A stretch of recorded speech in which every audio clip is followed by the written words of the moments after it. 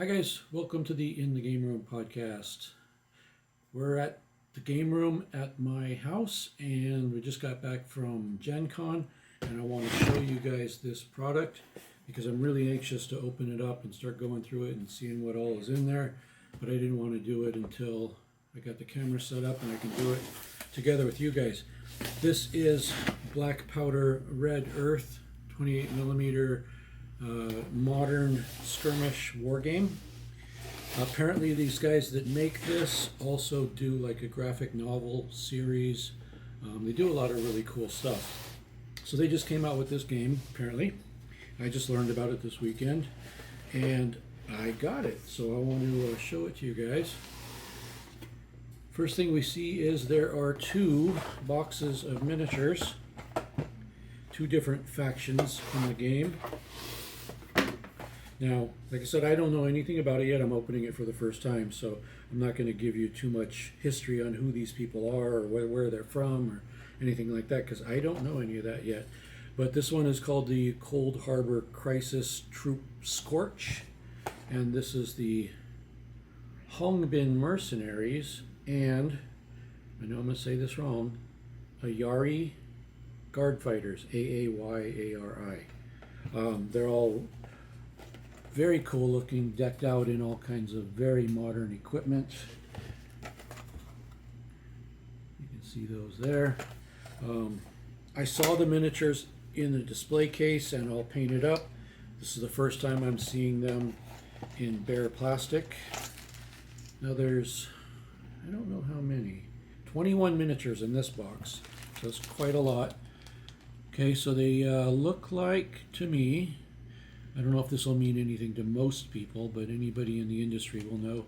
These look like they're resin spin cast or centrifugal cast, just based on the shape of the sprues and the quality. The miniatures I saw at the convention that were painted looked amazing, and these look amazing as well. They did all their design work in a program called ZBrush, which is a very high-end 3D modeling software, and the detail here is amazing. And the centrifugal casting or injection casting, whatever they're doing, I think it's probably centrifugal, really just picks up all the details, and they really look quite awesome. Yeah, I was super impressed when I saw them at the con, all painted up, but seeing them in the bare resin like this, still impressed, still very impressed. This, so I guess these are kind of the enemy and these are kind of the good guys. That's what I'm kind of gathering here. And there's only 10 of these, where there's 21 of those. So I'm imagining somewhere in the book it explains that these guys are probably a whole lot more effective, cooler, and more awesome than those guys. So that's usually the way it works in these asymmetrical combat situations. These miniatures look like I'm seeing a little more like blue jeans and things like that. So yeah, definitely these are the good guys. And like I said, there's fewer of them. There's only 10. But man, the details, yeah, they're just really, really super detailed. So that's impressive. I'll be anxious to get some of these painted and see how I can do them, because I've seen how they looked at Gen Con and they looked awesome. So we'll see if I can do the same. All right, next thing out of the box, in no particular order. Oh, this is a template. Oh, interesting packaging. Very nice. This is a blast effect and some other things. I think it's also used for random directions of things like when you throw a grenade, where it's going to land. They mentioned something about that to me when I was there. Laser cut from clear acrylic, made in America. It's got the USA stamp on here. Those of you who live outside the America probably won't really care, but those who live in America, these guys are really big in making everything in America, using American-made equipment and materials and everything like that. So they make a real big deal about that, and I think that's pretty awesome. So there's that. These are cards of some kind. Let's see if I can get them open here. There we go. Also with a Made in USA sticker.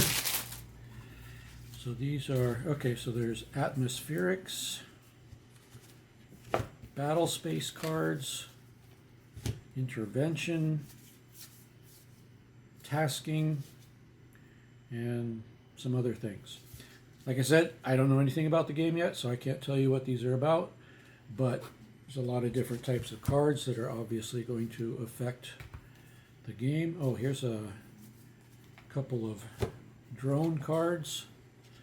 These feel a little bit like the Switchblade drones, but they're some other drone that they have created for this game and for their whole graphic novel series that kind of goes along side by side with this. So these cards are coated.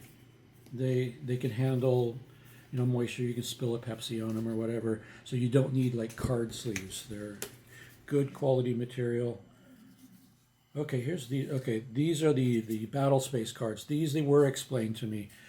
These you could just randomly pick one of these when you start your game, and what it does is it tells you how to arrange the tiles, which we're going to get into soon. So that just kind of randomizes how things are going to be set up. So that's kind of cool. I've probably said that's kind of cool about 100 times, because it is. So there's all those. That's a lot of cards. Then there is the actual rule book. A couple of blank pages at the end. I'm looking for a page count. These are all images, so they're full page images. Looks like about 87, 88, 90, probably close to 100 pages total. 87 is the last numbered page. There's no point in me going through this because I don't know anything about it yet, but I could just kind of show you that it's got a lot of really cool graphics. They're in the graphic novel business, so they're not messing around here. They're doing some really cool stuff, and that makes it kind of interesting. So there's your book. And then there are these. These are the tiles that you play the game on. Let's see what these are made of. Okay, I recognize this material. This is called Sintra. It's a plastic material, very durable. This is going to last forever. This isn't MDF, it's not cardboard, it's not paper. That is definitely Sintra. About, it's not quite 1/8 of an inch, I don't think. Probably about 3/16. Very nice. These are going to last forever. And they're either printed directly on or they've printed something and stuck it on, but either way, yeah, this is not coming off. And this is not paper on top, so I'm sure these are, you know, you could spill your beer on this and probably wouldn't be a problem. So here's all the tiles. They basically represent the layouts of the floor plans of buildings. And there's how many? 1, 2, 3, 4, 5, 6 of them. Again, going back to those battle space cards, you pick those and then you can arrange these to match that. I'm pretty sure that's how that works. So these are really cool. They're made of high quality materials, very nice printing, made in America with American materials. So that's good. This one here, whole bunch of little markers. Not sure what these guys are, but they're also that same Sintra material. Actually, all of these. None of these are cardboard or anything like that. These are all that black plasticky material. So there's all kinds of stuff on here. I think these are doors. I think you put them in there, and then you can, because I saw them demoing the game, and I think I remember seeing those there. So there's a lot of different markers, frag markers. all kinds of stuff. We'll get into those later when we figure out what all this means.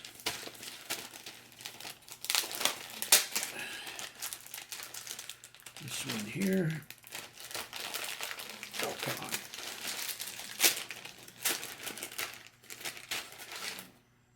Not sure what that is, but it's got numbers. I'm sure it's for keeping track of something. A couple more of those red guys. Oh, turn counter, vehicle tokens. That's what it says. I dropped a car. I got a couple of markers to mark out where a car is parked. You can use three-dimensional miniatures if you have them, but if you don't, they got a bunch of cars in here. And I think they even sell a couple of resin cars and a blown-up car, stuff like that. And a lot of companies do, so that's not a problem to get those. So that's everything that comes in the box. I'm impressed with everything I see here. It's all very good. I'm going to be perfectly honest with you guys. This is an expensive game.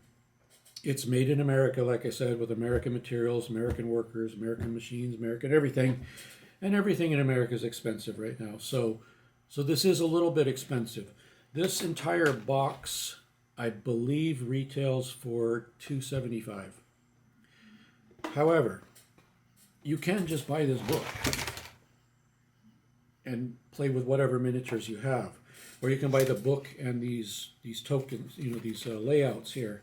You can just buy the miniatures by themselves. You can buy any of the components in here. You can buy by themselves. You don't have to buy the entire box.